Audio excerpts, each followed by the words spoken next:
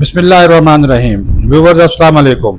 दो बड़ी खबरें, एक तो जनाब बानी चेयरमैन तहरीक इंसाफ इमरान खान की आज 9 मई के 8 मुकदमात में जमानत हो गई है और जमानत ली है जनाब चीफ जस्टिस पाकिस्तान याहिया अफरीदी साहब ने। और उन्होंने कहा कि उनके ऊपर साजिश के इल्ज़ामात हैं। तो साजिश के इल्ज़ाम में इससे पहले भी सुप्रीम कोर्ट 2 मुकदमात में मुल्ज़मान की ज़मानत ले चुकी है, लिहाजा इमरान खान की ज़मानत जो है 9 मई के मुकदमात में मंजूर की जाती है, 8 मुकदमात। लेकिन उसके साथ दूसरी खबर ये है कि ये 8 मुकदमात में ज़मानत होने के बावजूद इमरान खान साहब बाहर नहीं आ सकेंगे। तो उसकी वजह बड़ा ये है कि उनके खिलाफ और भी बड़े केसेस हैं जो कि चल रहे हैं, तो अभी उनका फैसला होना है। फिर उनको जो है वो 190 मिलियन पाउंड केस में सज़ा हो चुकी है जो कि वो काट रहे हैं।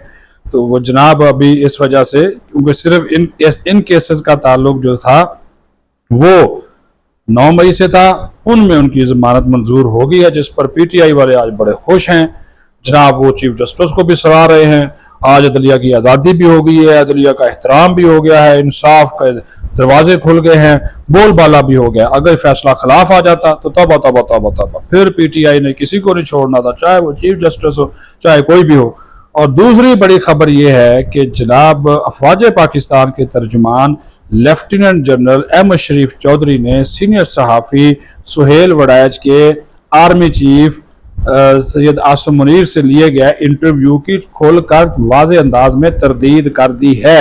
और आज उन्होंने सहाफ़ियों से गुफ्तगू में कहा कि आर्मी चीफ ने ब्रसल्स में ऐसा कोई इंटरव्यू सुहेल वड़ैच को नहीं दिया, ना सियासी मसालियत की बात हुई, ना माफ़ी की बात हुई, ना बानी PTI का जिक्र हुआ, बल्कि उन्होंने कहा कि 9 मई के जितने भी किरदार हैं, जुम्मेदारान हैं, मास्टर माइंड हैं, सहूलतकार हैं, उन सब के खिलाफ कार्रवाई होगी।